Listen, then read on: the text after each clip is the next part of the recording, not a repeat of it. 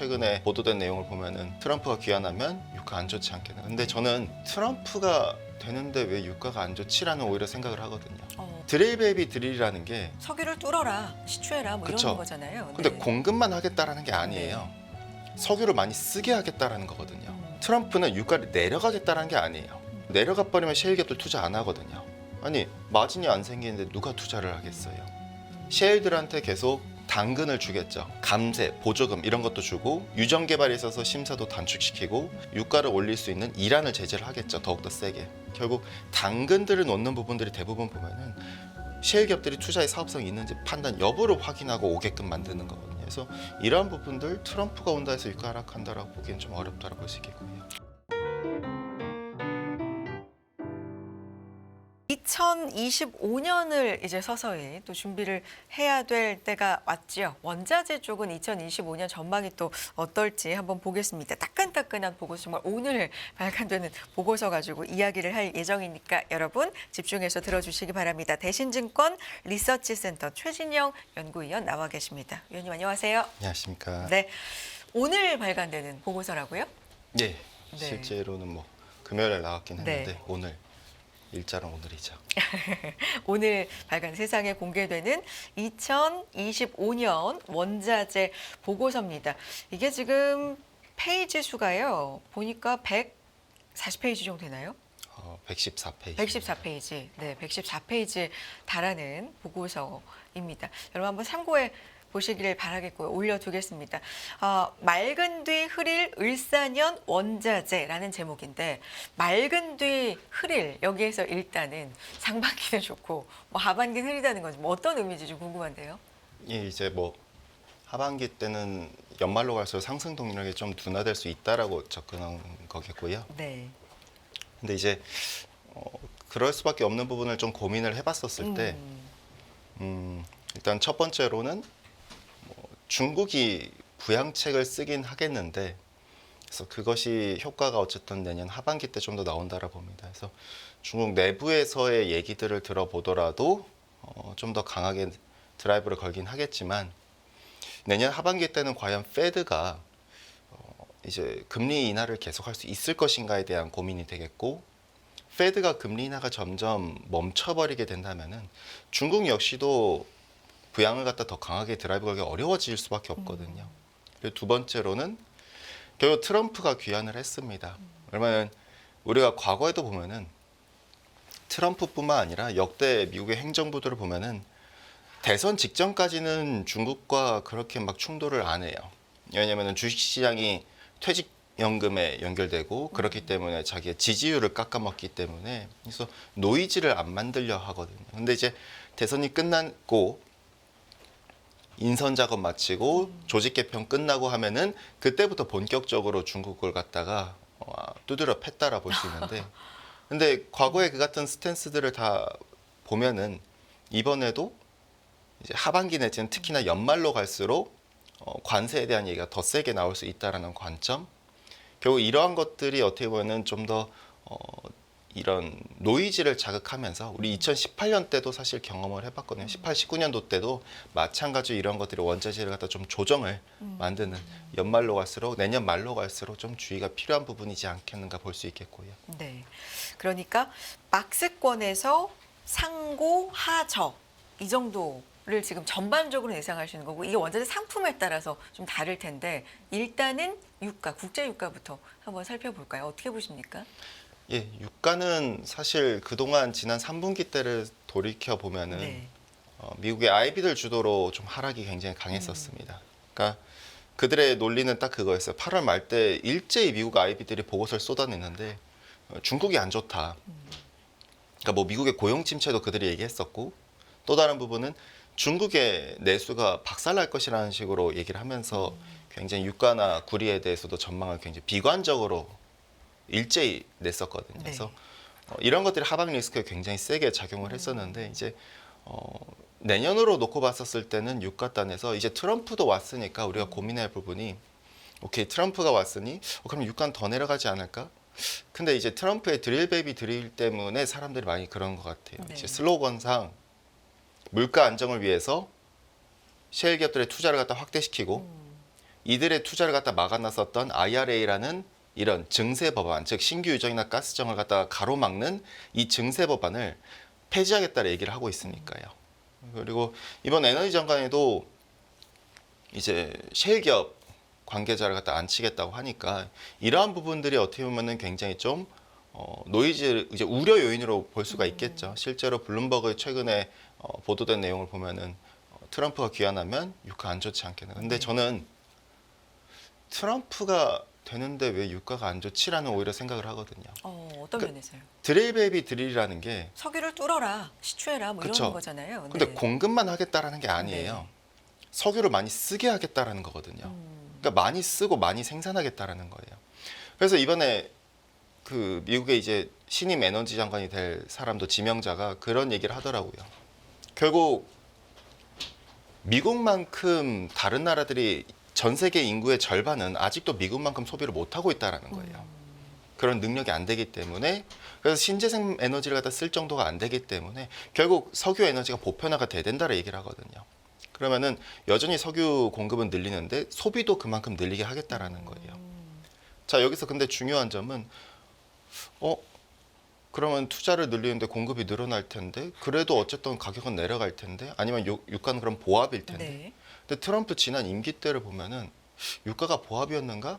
가격만 보면 그럴 수 있어요. 근데 중요한 점은 2018년 말 때 제조업 경기가 둔화됐었고 2020년 때는 코로나가 왔었어요. 그러니 트럼프 임기만 놓고 보면 유가가 내려간 착각 왜곡 현상이 발생해요.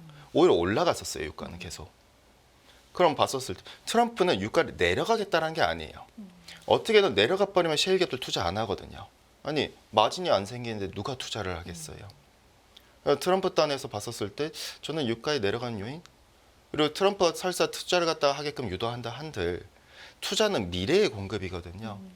정부가 아무리 부동산 개발 투자를 갖다 하겠다라고 발표하고 공급 물량을 부동산 확대하겠다 하지만은 결국 이걸 보상해주고 이걸 사업성이 있는지 기업들이 판단하고 실제로 이게 투자가 들어가고 착공이 들어가고 완공이 되고 분양받기까지가 굉장히 긴 시차가 걸리는 것처럼 유전 개발도 마찬가지거든요. 네. 결국 투자는 미래의 공급이지 당장의 공급이 될 수 없다라는 트럼프 때 투자를 유도했었던 게 바이든 때 수혜를 본 거예요. 네.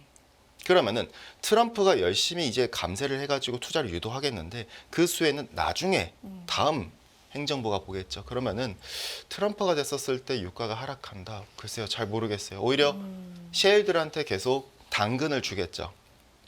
감세, 보조금 이런 것도 주고 유전 개발에 있어서 심사도 단축시키고 뿐만 아니라 유가를 올릴 수 있는 이란을 제재를 하겠죠. 더욱더 세게. 실제로 트럼프 때는 2017년, 18년도 때를 보면은 이란과 베네수엘라에 대한 제재를 통해서 MS를 갖다가 확보해서 이걸 당근을 구실로 셰일들의 투자를 유도했었어요. 그래서 17, 18, 19년도 때 셰일 기업들의 캐펙스 투자가 연평 21%를 달했고요. 그래서 이 같은 부분이 결국 당근들을 놓는 부분들이 대부분 보면은 셰일 기업들이 투자의 사업성이 있는지 판단 여부를 확인하고 오게끔 만드는 거거든요. 그래서 이러한 부분들 트럼프가 온다 해서 유가 하락한다라고 보기엔 좀 어렵다고 볼 수 있겠고요. 근데 최근에 이제 국제 에너지 기구에서 나온 분석을 보면은 내년에 하루에 전 세계 100만 배럴 이상의 공급 과잉이 될 것이다. 뭐 이런 분석도 있는데다가 뭐 드릴 베이비 드릴 여기까지 이렇게 맞부딪히면서 사실 공급이 되는 만큼 소비도 하게 하겠다. 이 부분에서 공급은 어느 정도 정책적으로 정해져 있는 거예요. 소비는 경기하고 굉장히 좀 민첩한 영향이기 때문에 이러면 공급이 좀 더 이기는 거 아니야? 뭐 이런 생각도 하게 되는데 어떠세요? 근데 저는 IEA 네. 보고서를 사실 잘 신뢰를 안 하는 게 그들은 어쨌든 지난 30년 전에 또 석유는 고갈될 거라 했었어요. 그러니 신재생을 해야 된다 했었고 결국 그들은 또 코로나 직전에도 마찬가지로 석유는 결국 석유 시대는 끝났다라고 얘기를 하면서 이제 신재생밖에 답이 없다. 그런 논리를 그렇게 쓸 수밖에 없어요. 왜냐하면 IEA를 갖다 만든 자가 누구냐면 OECD 국가들이에요. OECD는 석유 순수 소비국들입니다. 그러니 소비자들의 편향적인 보고서가 나올 수밖에 없어요. 그래서 우리는 그래서 오펙과 EIA랑 IEA 보고서를 갖다 다 같이 참고를 해야 되는데 참고한다면 지금 어떻습니까? 방향성. 저는 물론 오펙은 좀 과도하게 공급자 중심이긴 해요. 그럼 우리가 중립적인 조금 그나마 중립적인 EIA 거를 보자면은 EIA는 또 그렇게까지는 아니거든요. 어쨌든 내년 상반기 때는 그들 역시도 공급이 부족하다 여전히. 근데 하반기 때는 물론 공급이 좀 늘어난다는 관점을 접근하긴 하는데, 근데 EIA도 마찬가지로 얘기한 것처럼 미국의 공급, 즉 지금 노노팩에서 우려되는 부분이 누구냐면 미국이에요. 미국의 공급이 더 늘어날 수 있다라는 우려.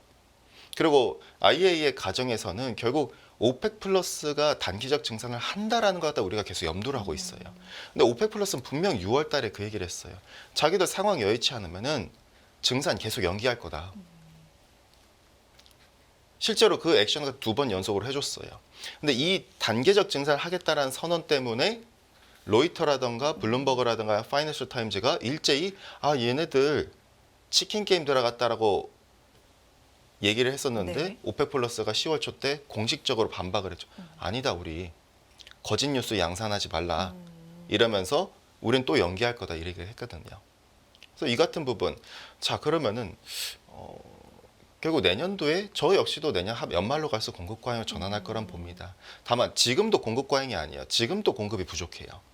재고를 보면은 OECD 재고랑 글로벌 해상 재고인 플로팅 재고를 보면은 전부 다 과거 5년 평균치 다 언더하고 있고 하단에 거의 위치해 있거든요. 네. 자 그럼 이렇게만 보면은 글쎄요. 저는 오펙 플러스도 잘 안 따라주고 이아이가 얘기하는 것처럼 미국도 사실 내년에 공급이 늘어날지 잘 모르겠어요. 왜냐? 그동안 투자를 안 했거든요. 바이든 때 투자를 안 했어요. 셰일들이. 물론 주주들이 하지 말라는 것도 있었긴 했지만은 결국 뭐다? 증세 효과도 없잖아 있었거든요. 바이든에. 투자를 안 했다 보니 채산성, 즉 과거에 그러면 생산량은 왜 늘어났었느냐? 과거에 뚫어놨었던 미완결 유정인 DUC를 활용했던 거죠. 근데 지금 DUC가 2020년 6월부터 지금까지 보면 54% 썼어요. 이제 남은 DUC들은 뭐다? 채산성이 이제 BEP가 안 맞는 거예요. 네. 85불 이상을 갖다가 가야만이 움직이는 네. 애들밖에 안 남은 거죠. 그렇게 보면은 미국 역시도 그래서 리스타트 에너지에서도 내년도에 미국의 공급이 점점 이제 정체다라는 식으로 보고서가 나오거든요. 근데 저 역시도 동일합니다. 실제로 이미 미국 산유량은 이제 정체받고 있어요. 계속 올해 내내. 내년도에 있어서 EIA 전망치도 내년도에 미국의 공급 전망치 계속 하향 조정하거든요. 작년 말과 다르게 계속 하향 조정이에요. 그러면은 이게 뭔가가 아니 노노펙도 공급이 점점 퀘스천이고 미국이 근데 오펙 플러스도 마찬가지로 공급에 대해서 계속 연기할 수 있다라 네. 얘기하고 있고 그러면은 제가 볼 때는 이게 내년 내내 공급 과잉이다. 근데 거기에 올해도 대해서? 공급 과잉이 아직까지 이뤄진 적이 없거든요. 네. 물음표. 이제 다른 얘기할 게 많기 때문에 원유 결말로 가보면 그래서 2025년에 밴드로 좀 예측하기 어렵습니다만 지금 67달러 정도 대 배럴당 와이건 WTI 기준으로 어느 정도 선으로 가야 될까요? 저는 하단은 계속 67이라고 67. 봅니다. 이게 네. 그럴 수밖에 없는 게 지금 하단에 와 있다. 그렇죠. 네. 미국 에너지부가 전략 비축률을 갖다가 다시 비축하기 네. 위한 유가 매입의 하단 기준 67불이거든요. 네. 그러면은 어쨌든 요 밑으로 내려가려고 할 때마다 미국 에너지는 계속 끊임없이 지금도 사고 있어요. 네. 그래서 트럼프는 공약에서 이제 전략 비축률을 다 원상복구 시키겠다 했거든요. 그럼 여기서 계속 사겠다라는 논리일 테고. 그러면은 유가 단에서는 67불이 그러니까 밴드로는 65불이 하단이겠지만은 네. 업사이드로 치면 내년에 저는 슈팅도 가능하다라 보거든요. 한번. 그래서 그렇게 밴드로 보면은 어차피 80불대 영역으로 다시 회복한다라 보고 있고요. 전체적으로는 상고하죠. 그것도 로? 마찬가지입니다. 네. 예. 보고 있으시고요. 천연가스 쪽은 어떻습니까? 가스요. 네. 가스는 저는 여전히 6불대를 보고 있습니다. 그래서 타겟을 갖다 계속 6불대를 보고 있고 지금 한 레벨이 2.7에서 네. 2.9를 갖다 계속 왔다 갔다 네. 왔다 갔다 하고 있고요. 근데 이제 상반기랑 확실히 달라진 거는 결국 겨울이 점점 다가왔기 때문에 얘가 계속 튀려는 움직임들이 보여요. 그래서 이제 내년으로 봤었을 때는 상반기 때 가장 세고 근데 그 가격대가 좀 상승 속도가 둔화되겠지만은 좀 더 레벨 자체가 조금 내년 연말까지 유지된다라고 보고 있거든요. 근데 가스가 올라간다는 논리는 좀 간단해요. 결국 우리가 뭐 한파 시즌도 한파 시즌 지금 가스가 부진한 이유는 사실 허리케인 때문이었거든요. 원래 난방 시즌이 왔어요. 근데 문제는 라니아가 너무 늦게 와버렸어요. 라니아가 너무 예상보다 늦게 왔기 때문에 라니아가 허리케인을 강화시키거든요. 허리케인이 뒤늦게 강화되다 보니 이게 공격을 한 대상들의 지역에 있어서 정전 사태가 계속 발생했죠. 그래서 예를 들면 이제 지난 9월 말 때 허리케인 헐린이 왔어요. 근데 그로부터 1, 2주 사이에 바로 허리케인이 또 와버리면서 정전 사태가 제대로 복구가 안 돼 버렸거든요. 이번 또 와버렸어요. 그러니 가스단에서 난방 수요단에서 올라가야 될 부분이 상쇄돼 버렸다라 볼 수 있겠고, 근데 중요한 점은 허리케인 시즌은 기본적으로는 11월 달에 끝나요. 이제부터. 허리케인 시즌 끝난다. 이제 난방 시즌이다 하면은 가스는 그럼 튀어야 된다는 점점 논리로 들어갈 수밖에 없다라 계속 보고 네. 있고요. 근데 이제 수급이 그러면 타이트한 구간 들어가는데 이땐 투기 수요가 저는 달려들 거라 봅니다. 그래서 첫 번째, 사실 반영이 돼선 안 돼야 될 부분이 데이터 센터에 대한 전력형 수요를 투기 수요는 미래 걸 땡겨 올려 시도를 하겠죠. 그리고 두 번째, 트럼프가 어쨌든 바이든이 묶어놓은 LNG 터미널에 대한 그 신규 프로젝트에 대한 심사 인가권을 갖다가 다시 재개를 할 겁니다. 그럼 이게 재개가 돼버리면은 그러면 이거에 대한 아이디어가 형성되죠. 왜? 헨리 허브인 미국의 천연가스는 소비자 가격이 아니에요. 생산자 가격이에요. 우리가 쓰는 JKM이라든가 유럽의 TTF가 소비자 가격이죠. 왜? LNG 가격이니까요.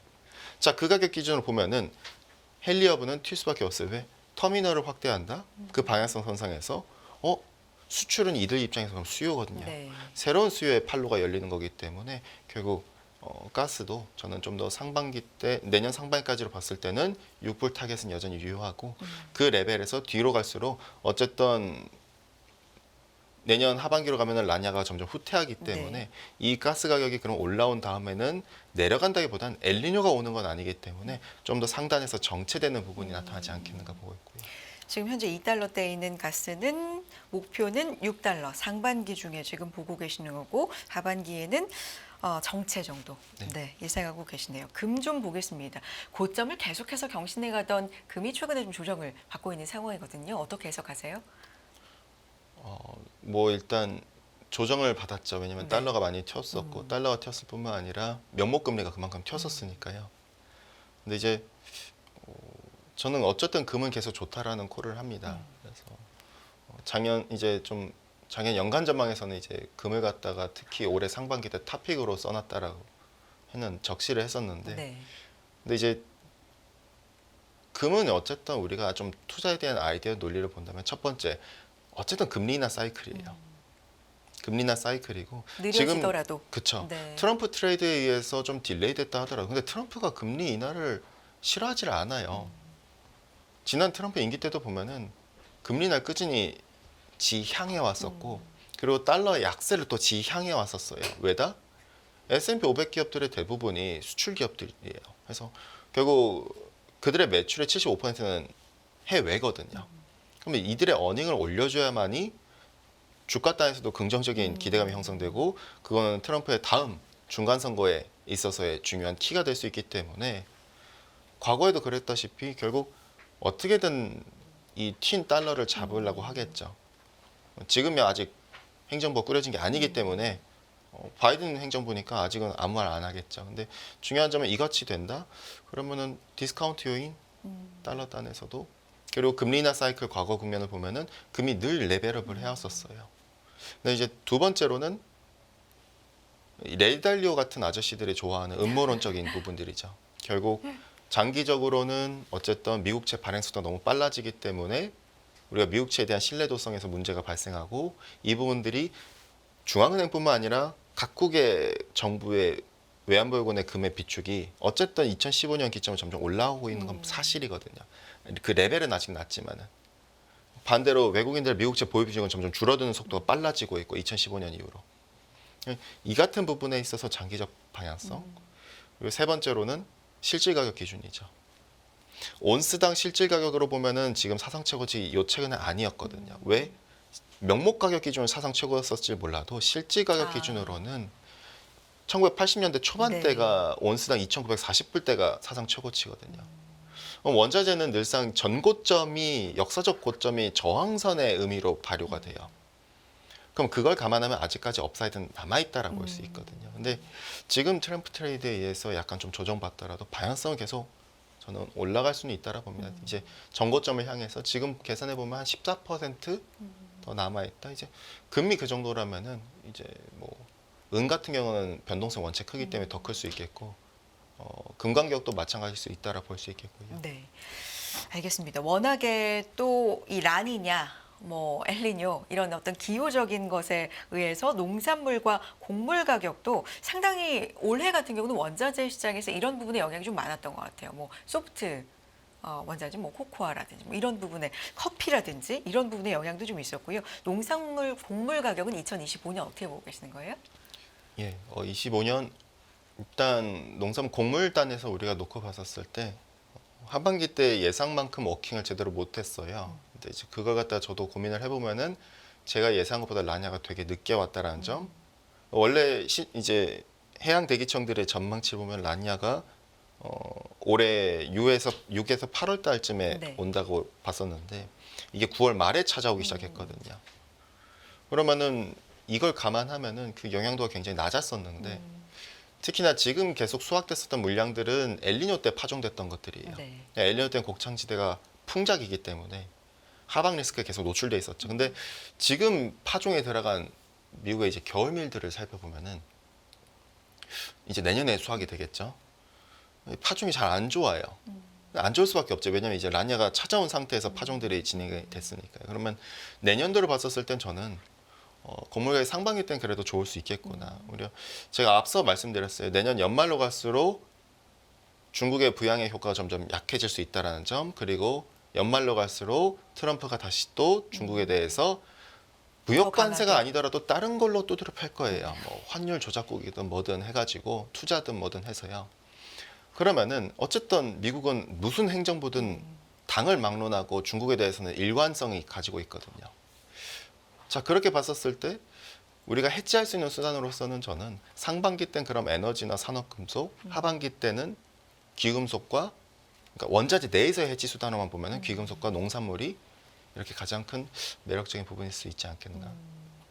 전반적으로 오늘 금리 인하, 페드 금리 인하 경로 속도 뭐 조절 이런 부분에 좀 영향을 받을 수도 있고 트럼프의 귀환 이게 초반보다 그러니까 내년 말로 중후반으로 갈수록 좀 더 중국에 격한 어떤 정책을 쓸 수 있다라는 가능성 그리고 부양 효과, 중국의 부양 효과가 또 후반부에는 초반보다 좀 약해질 수 있다 이런 관점으로 크게 설명을 해주셨는데 사실 114페이지에 달하는 보고서이기 때문에 여러분 오늘 이 시간 짧은 시간에 다루기가 좀 벅찼습니다. 간략하게 좀 요약을 해주셨는데 114페이지짜리 보고서에는 정말 자세하게 나와 있으니까요. 꼭 참고를 해보셨으면 좋겠고요. 정리 좀 해보겠습니다. 그래서 2025년 원자재 투자 전략, 시장 전략 어떻게 가져가 볼까요?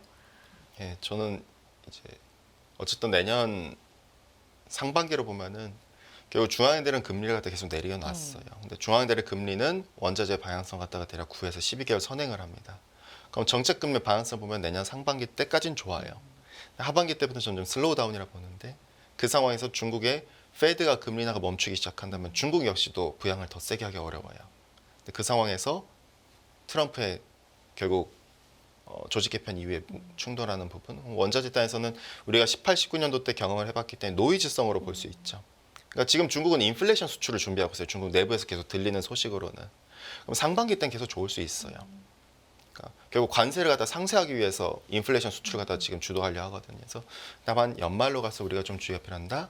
근데 이제 우리가 경계해야 될 부분도 작시를 해놨었어요. 뭐다? 이란이에요. 너무 사람들이 이걸 갖다가 평가절하고 있는데 왜 이란이 계속 미온적으로 직접 개입을 안 할라 했거든요. 뭐 유가단에서 뭐 조금 그런 더, 이제 네네. 있고 뭐 이스라엘과 이제 충돌이 네. 부분이 있어요. 근데 이게 이란의 결국 지정한 위치를 보면 굉장히 중요한 부분들이 있고 아시아 에너지 수출의 이 이란 앞바다가 75에서 85%가 아시아 네. 향이거든요. 가스도 그렇고. 그래서 이 부분에 대해서 우리는 좀 변수성으로 계속 모니터링은 필요하다. 트럼프는 어쨌든 우크라이나 전쟁은 끝나려 하는데 이스라엘에 대한 지원을 오히려 강화하려 하고 있거든요. 미국 입장에서는 두 개 전쟁 다 끝날 이유는 없어요. 이 중에 이스라엘 전쟁만 계속되면은 오히려 미국한테 더욱더 이득이 될 수 있기 때문에 그런 부분도 좀 고민도 필요하다고 볼 수 있겠고요.